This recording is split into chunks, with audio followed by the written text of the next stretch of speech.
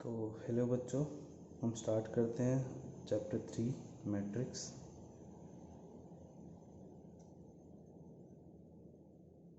Singular होता है तो मैट्रिक्स बोलते हैं और एक से ज़्यादा होता है तो मैट्रिसेस बोलते हैं। स्टार्ट करते हैं इसकी डेफिनेशन के साथ। डेफिनेशन ऑफ मैट्रिक्स क्या होती है? It is rectangular arrangement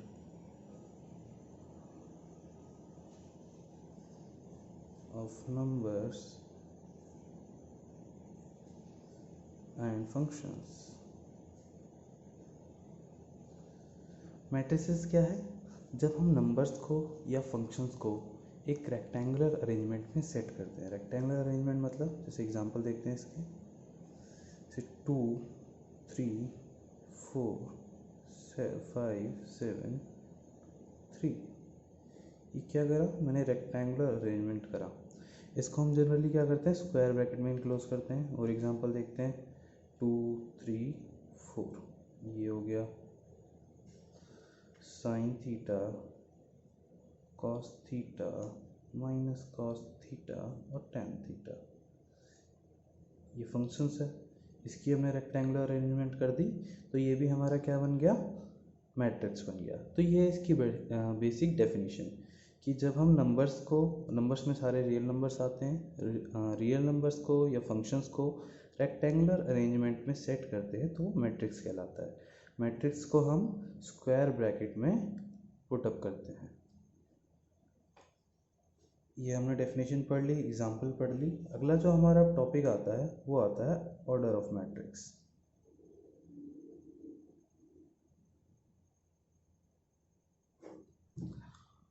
order of matrix देखते हैं क्या होता है।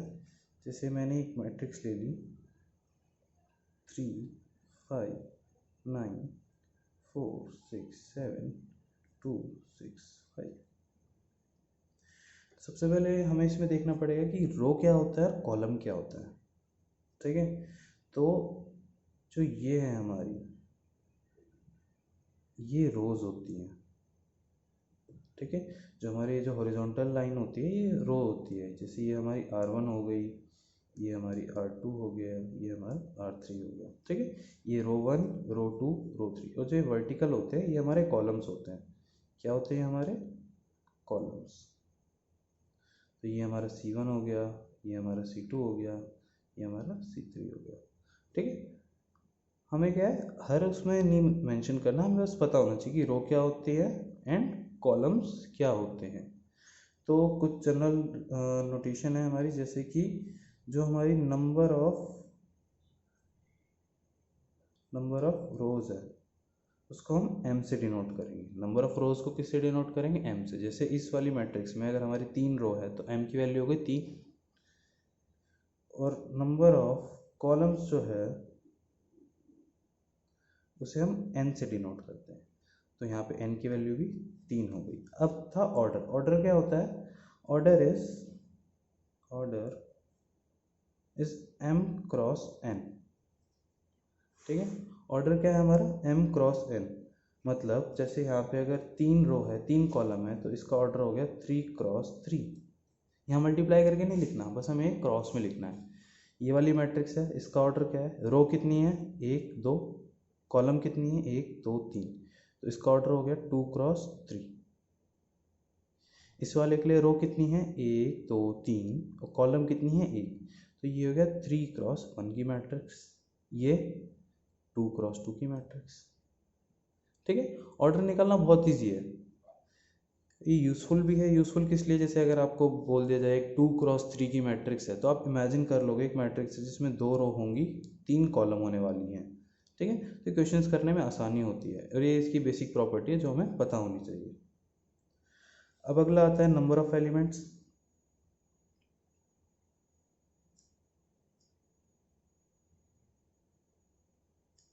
इन अ मैट्रिक्स। तो अगर हमें एक मैट्रिक्स में नंबर ऑफ एलिमेंट्स निकालने हो तो हम सिंपली m इंटू n कर देंगे।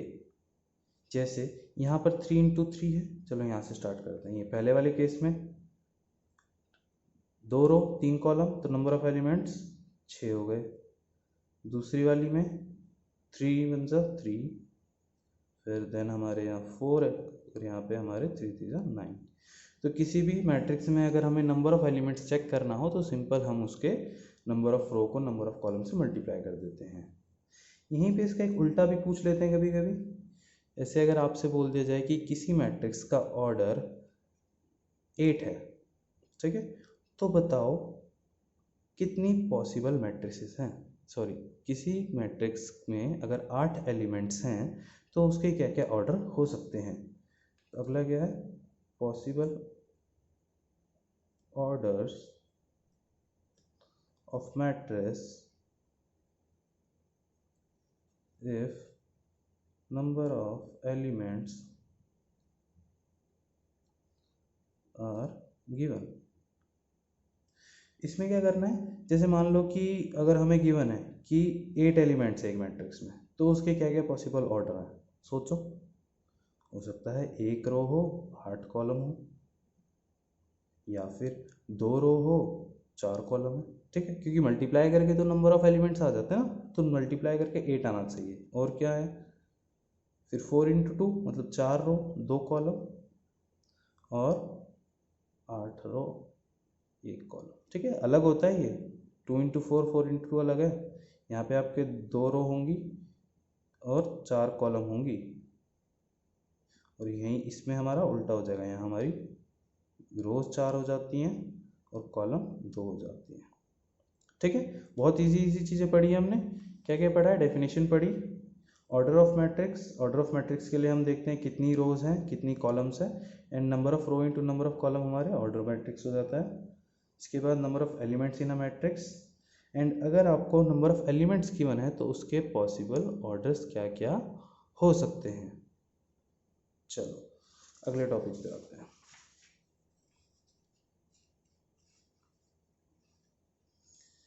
अगला है हमारा general notation of elements of matrix. जो हमारी मैट्रिक्स है उसके अगर हम एक पर्टिकुलर एलिमेंट को कैसे उसकी नोटेशन क्या है, उसको कैसे डिनोट करते हैं। जैसे एक मैट्रिक्स ले ली मैंने यहाँ पर 2 3 7 4 5 6, ये हमारी एक मैट्रिक्स है। अच्छा, किसी भी मैट्रिक्स को हम कैपिटल लेटर से डिनोट करते हैं, ठीक है। जैसे हमारी एक मैट्रिक्स है तो हमने इसको किससे डिनोट कर लिया, कैपिटल लेटर से। अब ये कैपिटल लेटर जो है कुछ भी हो सकता है, जरूरी नहीं ए एम पी कुछ भी ले सकते हो, ठीक है। लेकिन इसके जो एलिमेंट हैं उसको हम सिर्फ और सिर्फ स्मॉल ए से डिनोट करते हैं, ठीक है। मैट्रिक्स के एलिमेंट को हम किससे डिनोट करते हैं, स्मॉल ए से, और नीचे होता है आई और जे। यहाँ पर आई और जे क्या रिप्रेजेंट करता है, आई रिप्रेजेंट करता है नंबर ऑफ रो, और जे क्या रिप्रेजेंट करता है नंबर ऑफ कॉलम। जैसे कि अगर मैं A11 की बात करूं तो वो एलिमेंट जो फर्स्ट रो में और फर्स्ट कॉलम में लाई करता है, फर्स्ट रो में और फर्स्ट कॉलम में लाई करता है 2। मैं अगर लिखूं A13 first row third column 7 हो गया हमारा। A22 second row second column second row second column 5, ठीक है। तो स्मॉल ए हमारा क्या रिप्रेजेंट करता है, एलिमेंट, जहाँ पर जो आई और जे है उसका रो और कॉलम को रिप्रेजेंट करते हैं, ठीक है। इस मैट्रिक्स का ऑर्डर क्या है, 2 क्रॉस 3 हो जाएगा, ठीक है। अब एक चीज़ देखो, जो ये आई की वैल्यू है, आई की वैल्यू हमेशा 1 या 1 से बड़ी होगी, ठीक है। मैक्सिमम कितनी जाएगी, जितनी मैक्सिमम नंबर ऑफ रोज होंगी, यानी कि अगर 2 रो हैं तो आई की वैल्यू 2 से बड़ी नहीं हो सकती। तो आई की वैल्यू जो है वो 1 से इक्वल या ग्रेटर होगी और स्मॉलर या इक्वल होगी m के। वहीं जो j की वैल्यू है वो 1 से बड़ी होगी और n से छोटी होगी।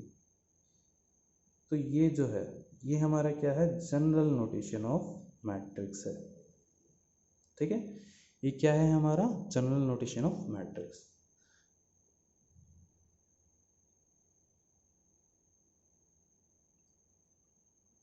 तो अब ये हो गया। अब हमें क्या करना है, इसके कुछ क्वेश्चंस करते हैं जो अभी 2-3 टॉपिक पढ़े हमने। तो चलो अब आ गए हमारे क्वेश्चंस। सबसे पहला क्वेश्चन देखते हैं। A matrix has 24 elements, what possible number of orders it can have. अगर एक मैट्रिक्स में 24 एलिमेंट्स हैं तो उसके क्या क्या पॉसिबल ऑर्डर्स हो सकते हैं। तो हमने क्या करना है, हमें वो दो नंबर्स चाहिए जिनको मल्टीप्लाई करके 24 आ सकता है। तो solution, matrix having 24 elements can have, क्या क्या हो सकता है, 1 क्रॉस 24 हो सकता है, 2 क्रॉस 12 हो सकता है, 3 क्रॉस 8 हो सकता है, 4 क्रॉस 6 हो सकता है, देन 6 क्रॉस 4 हो जाएगा, 8 क्रॉस 3 हो जाएगा, 12 क्रॉस 2 हो जाएगा और 24 क्रॉस 1 हो जाएगा। ठीक है, तो टोटल कितने हैं, टोटल 8 पॉसिबल ऑर्डर्स। कितने पॉसिबल ऑर्डर्स हुए, 8। ठीक है, बहुत आसान क्वेश्चन था। अगला क्वेश्चन देखते हैं। इसमें क्या है, जनरल नोटेशन दे रखा है एक मैट्रिक्स का। ठीक है, जनरल नोटेशन दे रखा है। बोला गया construct a 2 cross 2 matrix whose elements are given by A I J I plus J by 2। I और जे क्या होता है हमारा, नंबर ऑफ रो और कॉलम। इसमें एक चीज़ हमें क्या गिवन है कि जो मैट्रिक्स है वो 2 क्रॉस 2 है। ठीक है, 2 क्रॉस 2 एक मैट्रिक्स है हमारी, 4 एलिमेंट होने वाले। ठीक है, 2 रो 2 कॉलम। तो अब एक एक करके, सबसे पहले चलो यहाँ पे ऐसे कर लेते हैं। ठीक है, A11 A12 A21 and A22। सबसे पहले A11 की वैल्यू निकालेंगे। A11 आई की वैल्यू भी 1, जे की वैल्यू भी 1, तो 1 + 1 बाय 2 इसका होल स्क्वायर। तो ये कितना हो गया, 2 का स्क्वायर बाय 2, 4 बाय 2 2 आ गया। ठीक है, तो फर्स्ट एलिमेंट आ गया हमारा 2। A12 निकालते हैं। आई की वैल्यू 1 पुट करेंगे, जे की वैल्यू 2 पुट करेंगे, तो 1 + 2 का होल स्क्वायर अपॉन में 2, तो ये क्या हो गया, 3 का स्क्वायर बाय 2 यानी 9 बाय 2। ठीक है, नेक्स्ट इज A21। आई की वैल्यू है हमारी 2, जे की वैल्यू है 1 बाय 2, सेम चीज़ हमारी वही आएगी, आएगा 9 बाय 2। एंड देन अगर हम A22 पुट करें तो 2 + 2 का होल स्क्वायर बाय 2 यानी कि 4 का स्क्वायर बाय 2 16 होता है, 16 बाय 2 8। तो हमारे एलिमेंट्स क्या क्या आ गए, 2 9 बाय 2 9 बाय 2 एंड 8। ये हमारा क्या है, आंसर है। ठीक है, ये हमारी मैट्रिक्स जो है ये सिंपल हमारा क्या आ गई, आंसर हो गई। आप ऐसा कर सकते हो, पहले इनको निकाल के फिर बाद में आप आंसर लिख सकते हो, हमने ऊपर लिख दिया, उसकी कोई बात नहीं। ठीक है, तो अब आगे के क्वेश्चंस करने के लिए आगे के टॉपिक्स पढ़ते हैं।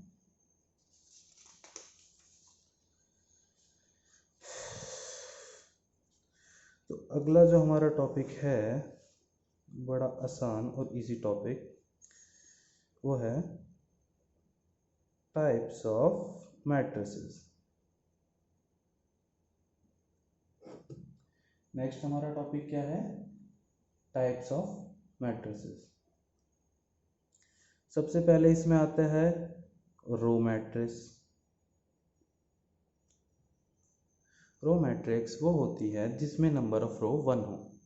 ठीक है, बहुत इजी है, इसे 2 3 और ले लेते हैं, 1 4 5 7।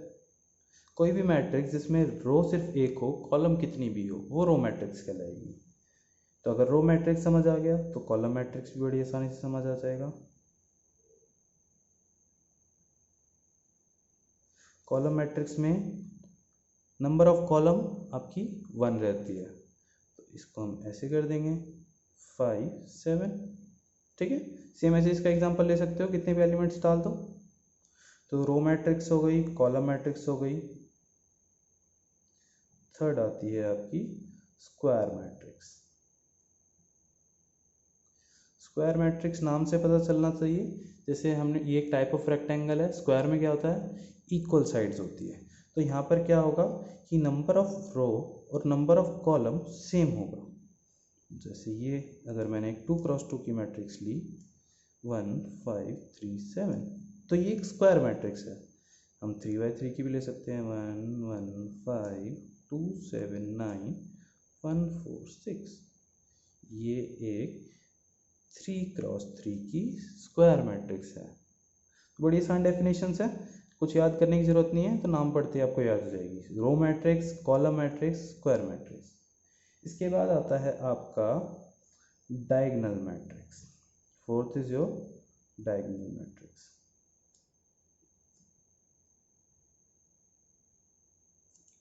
डायगोनल मैट्रिक्स में क्या होता है, डायगोनल मैट्रिक्स में आपके सिर्फ और सिर्फ डायगोनल एलिमेंट्स एग्जिस्ट करते हैं, मतलब होंगे सारे एलिमेंट, बाकी एलिमेंट जीरो होंगे। ठीक है, तो जैसे मैंने आपका डाल दिया 2 3 5 0 0 0 0 0। ठीक है, डायगोनल मैट्रिक्स के लिए एक तो स्क्वायर मैट्रिक्स का होना ज़रूरी है। ठीक है, स्क्वायर मैट्रिक्स का होना ज़रूरी है, प्लस उसमें जो एलिमेंट्स होंगे वो सिर्फ और सिर्फ आपके डायगोनल में ही एग्जिस्ट करेंगे। अगला आता है आपका, ठीक है, 2x2 के लिए भी हो सकता है, जैसे 1 5 0 0। 4x4 के लिए भी हो सकता है, बट हमारे सिलेबस में जो है हम नॉर्मली 3x3 तक ही पढ़ते हैं। अब डायगोनल मैट्रिक्स पता चल गया। डायगोनल मैट्रिक्स के बाद आता है आपका स्केलर मैट्रिक्स। ये सारी लिंक्ड हैं एक दूसरे से डेफिनेशन। डायगोनल मैट्रिक्स में ही अगर सारे डायगोनल एलिमेंट्स सेम हो जाएं, सारे डायगोनल एलिमेंट्स सेम हो जाएं, स्केलर हो जाएं, एक जैसे हो जाएं, तो वो स्केलर मैट्रिक्स कहलाती है। जैसे कि 1 2 0 0 2 ये ले लिया हमने, 5 0 0 0 5 0 0 0 5। यहाँ हमारे क्या है, डायगोनल एलिमेंट्स सेम हैं, तो ये हमारी कौन सी मैट्रिक्स हो गई, स्केलर मैट्रिक्स। तो 5 टाइप हो गए, 2 टाइप बची है वो और देख लेते हैं। स्केलर मैट्रिक्स के बाद आता है हमारा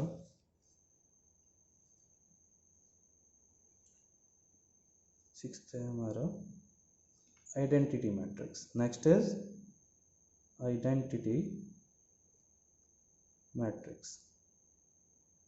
अब देखो, सबसे पहले डायगोनल मैट्रिक्स क्या थी, सिर्फ डायगोनल एलिमेंट्स थे। अब इसमें क्या है, आइडेंटिटी मैट्रिक्स में जो डायगोनल एलिमेंट्स थे, सॉरी, डायगोनल के बाद हमने स्केलर पढ़ी, स्केलर में सारे एलिमेंट सेम थे। अगर वो सेम एलिमेंट सारे के सारे 1 हो जाए तो वो आइडेंटिटी मैट्रिक्स कहलाती है। ठीक है, ये सारे एलिमेंट अगर 1 0 0 0 1 0 0 0 1 सारे डायगोनल एलिमेंट 1 हो जाए, सिर्फ 1, तो वो एक आइडेंटिटी मैट्रिक्स कहलाती है। बहुत इंपॉर्टेंट है, इसका पूरे चैप्टर में काफ़ी यूज़ है। आइडेंटिटी मैट्रिक्स पता होनी चाहिए आपको। ठीक है, 2x2 1x1 हर चीज़ के लिए एग्जिस्ट करती है, सॉरी हर ऑर्डर के लिए एग्जिस्ट करती है। And last is zero matrix. अगर मैट्रिक्स के सारे एलिमेंट ज़ीरो हो जाएं तो वो ज़ीरो मैट्रिक्स हो जाती है। 0 0 0 0 या फिर 0 3x3 के लिए भी हो जाएगा। तो ये बड़ा इजी था। टाइप्स ऑफ मैट्रिक्स रिवाइज कर लेते हैं जल्दी से। रो मैट्रिक्स जिसमें एक ही रो होगी, कॉलम मैट्रिक्स जिसमें एक ही कॉलम होगा, फिर आता है स्क्वायर मैट्रिक्स जो कि जिसमें number of row number of column बराबर होने वाला है। अब अगर स्क्वायर मैट्रिक्स में सिर्फ डायगोनल एलिमेंट एग्जिस्ट कर रहे हैं, बाकी एलिमेंट ज़ीरो हो जाते हैं, तो वो आपकी डायगोनल मैट्रिक्स कहलाती है। वहीं आपके जो डायगोनल एलिमेंट्स हैं वो सिमिलर हो जाएं तो वो स्केलर मैट्रिक्स बन जाती है। और वही अगर सिमिलर एलिमेंट्स 1 हो, वही सिमिलर एलिमेंट्स 1 हो तो वो आइडेंटिटी मैट्रिक्स कहलाती है। काफ़ी मिलते जुलते हैं, इंपॉर्टेंट आपका यही है, आइडेंटिटी मैट्रिक्स आपको पता होनी चाहिए क्या होती है। And last is your zero matrix. अब इसके बाद आज के टॉपिक, लास्ट टॉपिक बचा है हमारा इस वीडियो का, वो है इक्वालिटी ऑफ टू मैट्रिसेस।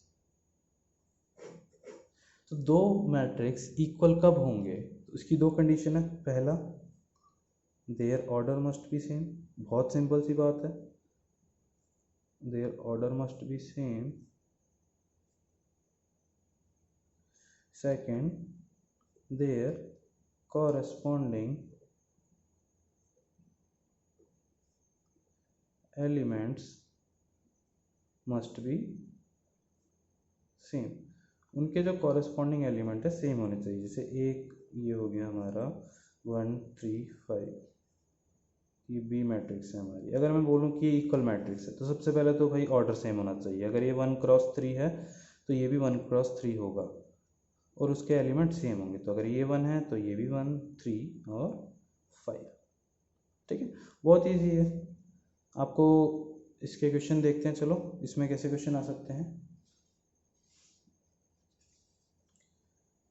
जैसे ये क्वेश्चन है हमारा, find the value of x y and z if, ये दो इक्वल मैट्रिक्स दे दिए हमें। ठीक है, हाँ यहाँ पे हमें क्या करना है, x y और z की वैल्यू निकालनी है। तो अगर क्योंकि इक्वल मैट्रिक्स हैं तो इनके कॉरेस्पॉन्डिंग एलिमेंट्स बराबर होंगे, यानी x प्लस वाई जो है वो 6 के बराबर है, 2 2 के बराबर है, इसकी लिखने की ज़रूरत नहीं है। 5 प्लस z जो है वो 5 के बराबर है, एक्स वाई जो है वो हमारा 8 के बराबर है। तो हमें x y और z की वैल्यू निकालनी है। पहले z की निकाल लेते हैं, आसान है। 5 plus z is equals to 0, sorry 5 z is equals to 5 minus 5 z is equals to 0। ठीक है, अब यहाँ पे क्या कर सकते हैं, हम किसी एक की वैल्यू पुट करेंगे इन दोनों में। यहाँ पे x इज इक्वल्स टू आ गया 6 माइनस वाई। ठीक है, इसको पुट कर देते हैं इसमें हम। तो x की जगह लिखेंगे 6 माइनस वाई इंटू में y इज इक्वल्स टू में 8। तो ये हो गया 6y minus Y square is equals to 8। इसको उधर भेज देते हैं, 0 is equals to Y square minus 6y plus 8 is equals to 0।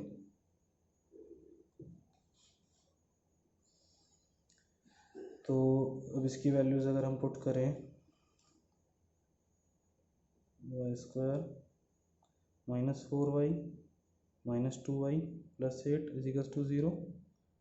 तो y हो गया y माइनस 4 और ये minus y minus 4 is equals to 0। तो ये हो गया y minus 4 is equals to 0। तो यहाँ से हमारी y की जो वैल्यू आई वो 4 ही आई। ठीक है, तो y की वैल्यू 4 है, x की वैल्यू निकालते हैं। x की वैल्यू क्या होगी, 6 माइनस वाई, पेज कर लेते ना। तो x की वैल्यू थी हमारी 6 माइनस वाई, तो x की वैल्यू आई हमारी 6 माइनस 4 यानी कि 2। तो x की वैल्यू हमारी आ गई 2। ठीक है, y हमारा 4 है, x हमारा 2 है और z कितना आया था हमारा 0। तो ये आ गया हमारा आंसर। ठीक है, तो अभी हमने जितने भी कंसेप्ट्स पढ़े हैं, क्या क्या है, मैट्रिक्स की डेफिनेशन, ऑर्डर ऑफ मैट्रिक्स, फिर number of elements, possible orders क्या हैं, देन जनरल नोटेशन आ जाती है हमारी, फिर टाइप्स ऑफ मैट्रिक्स पढ़े और इक्वालिटी ऑफ टू मैट्रिक्स पढ़ा था हमने। बहुत आसान से टॉपिक है। अब इन टॉपिक्स के बाद आप NCERT की एक्सरसाइज 3.1 है वो ट्राई कर लो, पूरी हो जाएगी। कोई डाउट हो तो कमेंट में पूछ सकते हो। ठीक है, अब नेक्स्ट वीडियो में हमारा होगा जो एक्सरसाइज 3.2 है उसका इंट्रोडक्शन। तो वीडियो कैसी लगी, आपका जो सजेशन है कुछ भी आप कमेंट में बता सकते हो। वीडियो को आप लाइक कर सकते हो, चैनल को सब्सक्राइब कर सकते हो। Okay, good bye.